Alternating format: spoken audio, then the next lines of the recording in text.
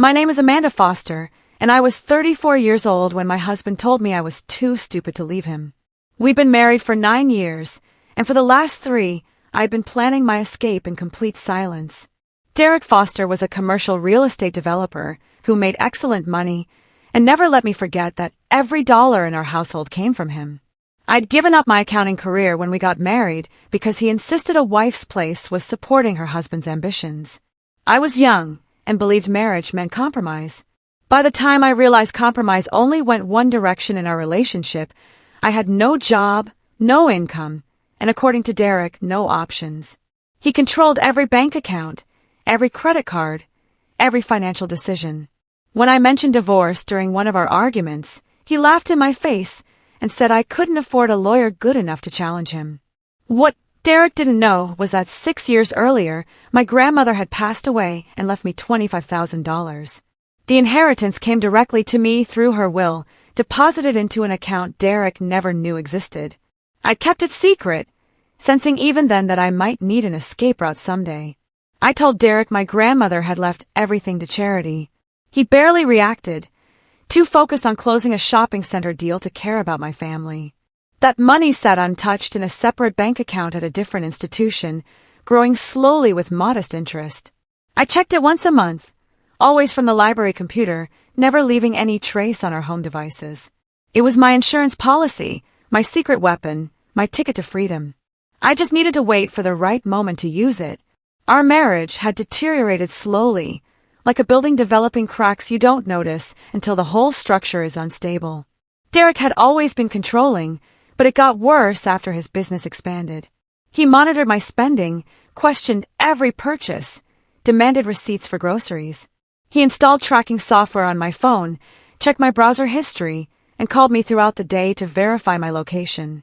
When I complained, he said he was protecting our financial security.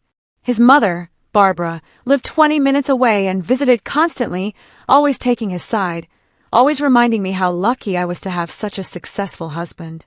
She'd raised Derek as a single mother after his father abandoned them, and she taught him that women were either loyal supporters or gold-digging threats. I apparently fell into the latter category, despite having brought nothing but my grandmother's old furniture into the marriage. The final breaking point came on a Tuesday evening in March. I'd bought a new dress for a charity event Derek's company was sponsoring. Nothing expensive, just $70 from a department store clearance rack. Derek found the receipt and exploded. He cornered me in our kitchen, shouting that I was wasting his money on unnecessary clothes, that I already had perfectly good dresses, that I was selfish and ungrateful.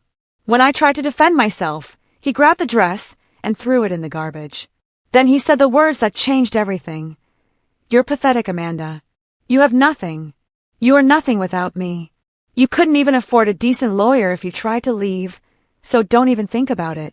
His face was red with rage, his finger pointing inches from my nose. In that moment, something inside me finally broke free from the fear that had kept me silent. I didn't respond to Derek's outburst. I simply walked upstairs to our bedroom, locked the door, and sat on the bed with my hands shaking. For 9 years, I'd absorbed his contempt, his control, his casual cruelty. I told myself marriage required patience, that he was stressed from work, that things would improve. But they never improved. They only got worse, year after year, until I barely recognized the confident young accountant I'd been before meeting him. That night I made a decision. I would leave Derek, and I would do it properly, with the best legal representation money could buy. I pulled out my laptop and began researching divorce attorneys in the city. Within an hour, I'd identified the top-rated firm, Blackwell & Associates, known for handling complex, high-asset divorces. Their consultation fee alone was $500. Their hourly rate was $1,200. They were exactly what I needed. The next morning, Derek acted like nothing had happened. He came downstairs in his expensive suit, poured coffee, and kissed my cheek before leaving for work. This was his pattern, explosive anger followed by casual normalcy, as if his behavior required no apology or acknowledgement. I smiled and told him to have a good day, playing the compliant wife role I'd perfected over 9 years. The moment his car pulled out of the driveway, I grabbed my purse and drove to the library across town, the one place I knew had no connection to our usual routines. I used their computer to access my secret bank account. The balance showed $28,300, more than enough to retain Blackwell and Associates and fund a proper divorce. I called their office from a payphone outside the library, feeling like a spy in my own life. The receptionist scheduled me for a consultation the following Monday. That weekend felt endless. I moved through our house like an actress playing a role, cooking Derek's meals, doing laundry, pretending everything was normal. He spent Saturday on the golf course with business associates and Sunday reviewing contracts in his home office. I used the time to quietly gather documents, tax returns, bank statements, investment records, property deeds. Derek kept everything filed in his office cabinet, organized and accessible because he never imagined I'd dare use them against him. I photographed each page with an old digital camera I'd hidden in my closet, then returned everything exactly as I'd found it. By Sunday night, I had a complete financial picture of our marriage. Derek had accumulated significant assets during our 9 years together, and under state law, I was entitled to half of everything acquired during the marriage. He built his empire assuming I'd always be too afraid or too broke to challenge him. Monday morning arrived with bright sunshine that felt symbolic. I told Derek I had a dentist appointment and would be gone most of the morning. He barely looked up from his phone, just waved dismissively, and reminded me to pick up his dry cleaning afterward. I drove downtown to the office tower where Blackwell and Associates occupied the entire 15th floor. The reception area was all glass and steel, expensively decorated with modern art. I checked in, my heart pounding, and waited exactly 4 minutes before a paralegal escorted me to a conference room. Attorney Victoria Blackwell herself entered moments later, a striking woman in her 50s with silver hair and sharp eyes that seemed to calculate everything instantly. She shook my hand firmly and sat across from me with a leather portfolio. "Mrs. Foster," she began, "tell me why you're here."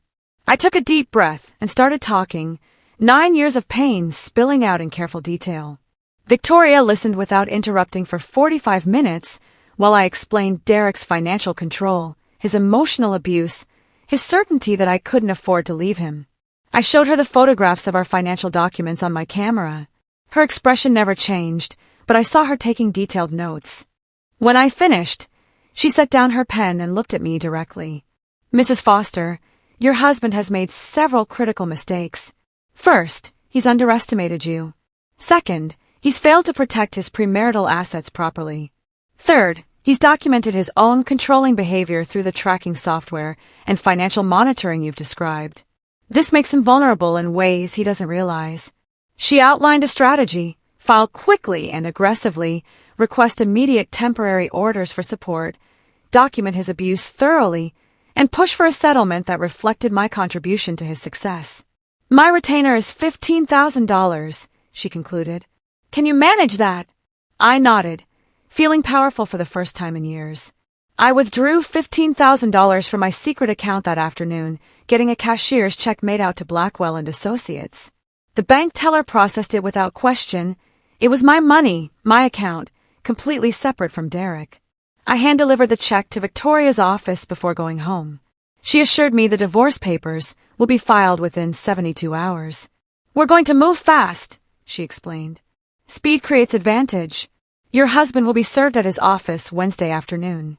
By the time he realizes what's happening, we'll already have temporary orders in place protecting your rights." I drove home feeling terrified and exhilarated. That night at dinner, Derek complained about a difficult client and barely noticed I was quieter than usual. He had no idea his world was about to explode. I ate my pasta and smiled, counting down the hours until Wednesday, until the moment Derek would discover I wasn't as helpless as he believed. Wednesday morning felt surreal. I woke up knowing that in a few hours, Derek's carefully controlled universe would shatter. I made him breakfast, scrambled eggs and toast, exactly how he liked it. He ate quickly, reading emails on his phone, then grabbed his briefcase and left for the office at 7:30 sharp. I watched his car disappear down our street, then immediately called Victoria's office. Her paralegal confirmed the process server was scheduled to deliver the divorce papers to Derek at his office at 2 o'clock that afternoon. I spent the morning packing essential items, clothes, documents, jewelry my grandmother had given me, photographs from before my marriage.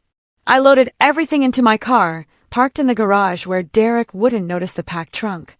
Victoria had arranged for me to stay at an extended stay hotel under my maiden name. By noon, I was ready to disappear from Derek's life as completely as he tried to erase my independence. At exactly 2:15, my phone exploded with calls and texts from Derek. I ignored them all, following Victoria's instructions to have zero contact outside of attorneys. The messages started angry, demanding I call him immediately, insisting this was ridiculous, threatening to cut off all money. Within 30 minutes, they shifted to confused, asking what he'd done wrong, promising to change, begging me to reconsider. By 3 o'clock, they turned desperate, saying he loved me, that we could work this out, that divorce was unnecessary. I read each message with detached fascination, watching a man who'd spent years controlling me completely lose control himself. Victoria had warned me this would happen. Abusive partners panic when they lose power, she'd explained. He'll cycle through anger, bargaining, and manipulation. Don't respond. Let him spiral while we build our case. So I sat in my hotel room, phone silenced, and waited for the next phase. Thursday morning brought an emergency hearing for temporary orders. Victoria had filed motions requesting immediate spousal support, exclusive use of our house, and protection from Derek's harassment. We arrived at the courthouse at 8:30, and I saw Derek for the first time since leaving. He stood outside the courtroom with his attorney, Marcus Webb, a partner at another prestigious firm Derek had hired within hours of being served. Derek's face was haggard, his suit wrinkled, looking nothing like his usual polished self. When he saw me with Victoria, his expression shifted from desperate hope to cold fury. Marcus Webb tried to negotiate in the hallway, suggesting we mediate before involving the judge. Victoria declined politely but firmly. Your client has spent 9 years establishing a pattern of financial abuse and control. We're not negotiating temporary orders. We're getting court protection. Marcus looked frustrated but unsurprised. Apparently, Victoria's reputation preceded her, and he knew she didn't bluff or back down. Judge Patricia Hernandez heard our temporary motions at 9 o'clock. Victoria presented evidence of Derek's control, bank records showing I had no independent access to money, phone records documenting his constant monitoring, affidavits from neighbors who'd witnessed his verbal abuse. She painted a picture of systematic isolation and domination that made me sound like a hostage rather than a wife. Marcus Webb countered that Derek had simply been managing household finances responsibly, that I'd agreed to be a stay-at-home wife, that my allegations were exaggerated to gain advantage in the divorce. Judge Hernandez listened to both sides with a neutral expression, then delivered her ruling.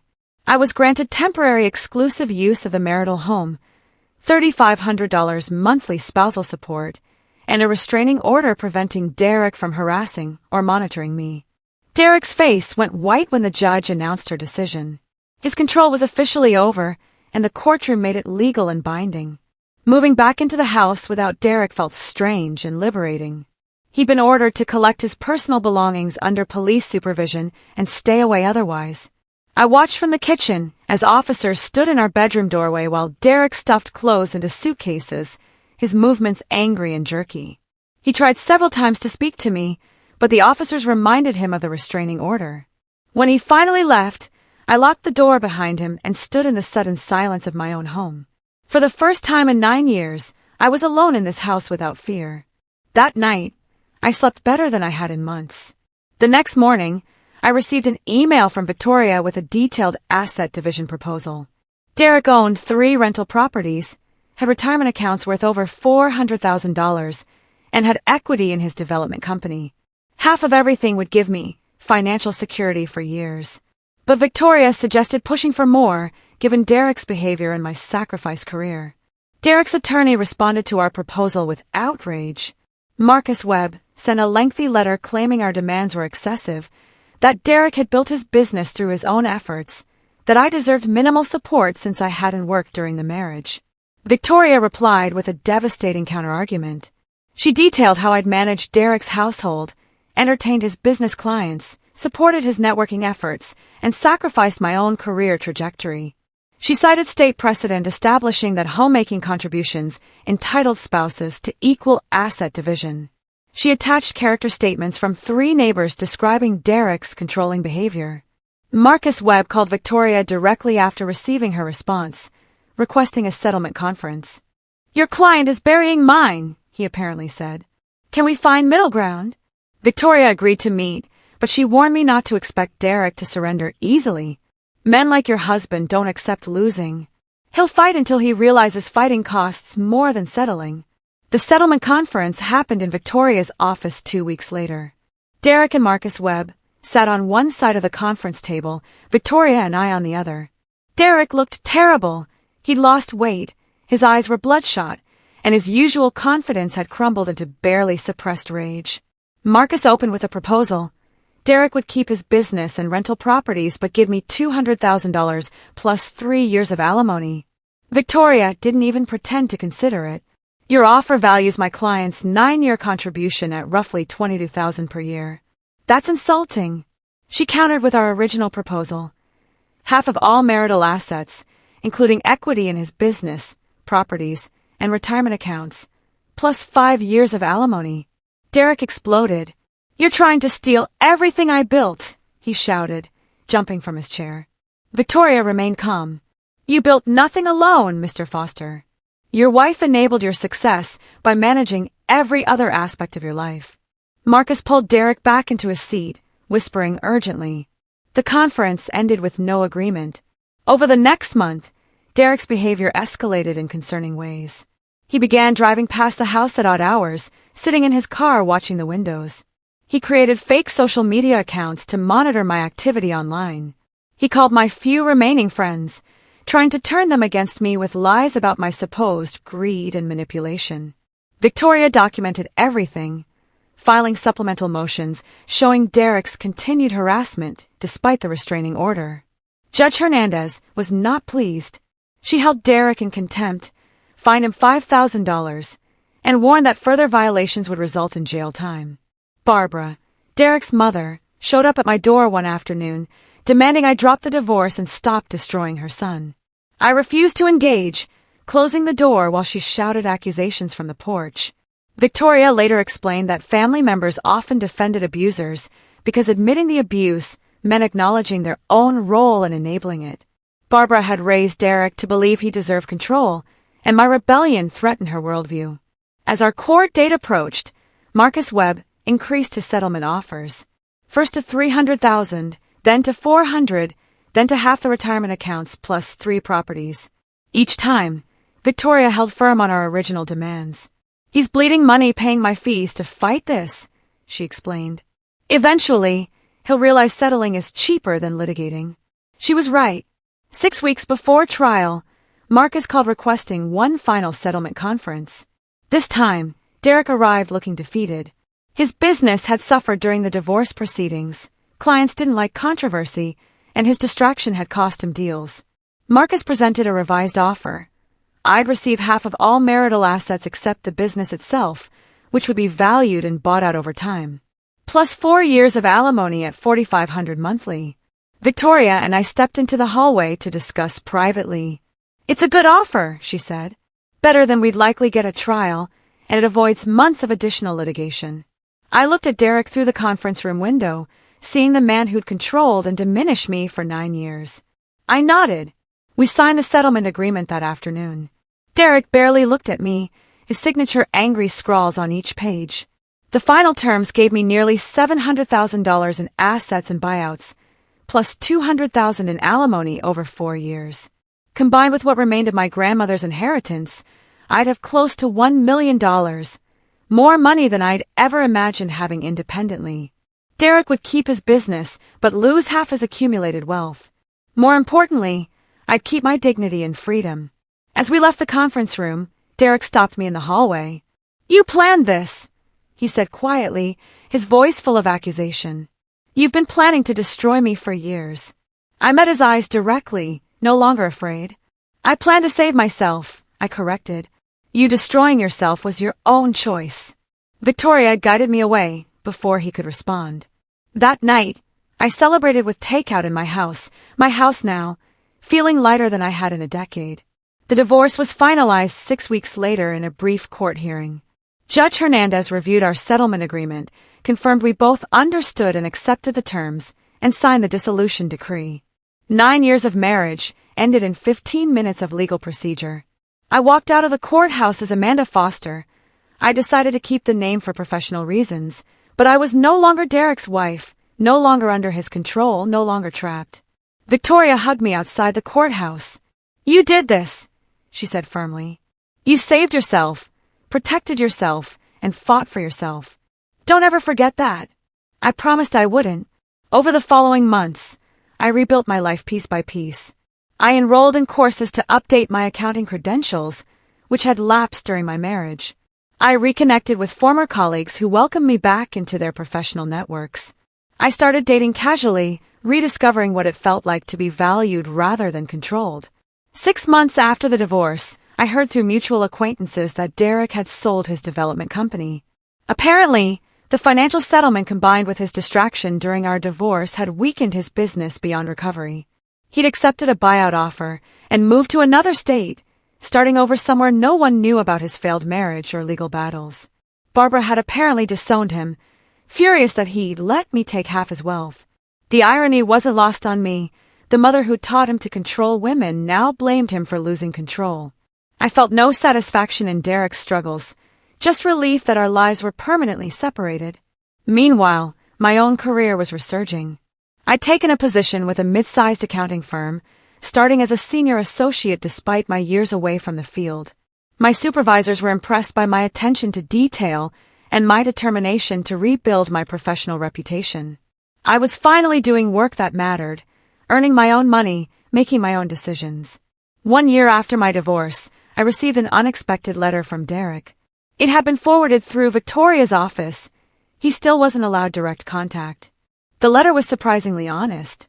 He acknowledged his controlling behavior, admitted he'd been wrong, and said therapy had helped him understand how he'd replicated his mother's toxic patterns. He didn't ask for forgiveness or reconciliation, just wanted me to know he recognized the damage he'd caused. I read it once, then filed it away. His recognition didn't undo 9 years of abuse, but it did provide closure. He'd finally seen himself clearly, even if too late to save our marriage. I never responded to the letter. Some chapters of life don't need epilogues or final conversations. They just need to end. I focused instead on my future, which was brighter than I dared imagine when I was trapped in that kitchen, listening to Derek tell me I was nothing without him. By the 2nd anniversary of leaving Derek, I'd accomplished things I never thought possible. I'd been promoted to manager at my accounting firm, earning a salary that supported me comfortably. I'd purchased a small condo in a neighborhood I loved, decorated entirely to my own taste without anyone questioning my choices. I'd traveled to 3 countries, solo trips where I answered to no one, made my own schedules, and discovered I genuinely enjoyed my own company. I'd also started volunteering at a women's shelter, helping abuse survivors navigate the financial aspects of leaving dangerous relationships. Teaching other women to protect their assets, document abuse, and plan their escapes gave me purpose beyond my own recovery. Many of them reminded me of myself, intelligent, capable women who'd been systematically diminished by partners who feared their strength. I shared my story carefully, showing them that escape was possible with planning and courage. Some asked how I'd afforded an attorney like Victoria Blackwell. I explained about my grandmother's inheritance, emphasizing the importance of hidden resources. 3 years after Derek told me I couldn't afford to leave him, I stood in Victoria Blackwell's office for lunch. We'd become friends beyond our attorney-client relationship. She asked me what I'd learned from everything I'd endured. I thought carefully before answering. I learned that financial independence isn't just about money. It's about options, freedom, and self-determination. Derek didn't just control our bank accounts. He controlled my sense of what was possible. Breaking free meant reclaiming my belief that I deserved better. Victoria nodded approvingly. "And now?" she asked. "Now I help other women reclaim the same thing," I said. Every woman I counsel at the shelter, every friend who confides about relationship problems, I tell them the same truth. You are not trapped. You are not helpless. You are not defined by someone else's control. My grandmother's $25,000 inheritance had purchased more than legal representation. It had purchased my freedom, my future, and my self-respect. Derek had been wrong about everything, but especially about this. I was never nothing without him. I was everything I needed to be, and I'd proven it by walking away.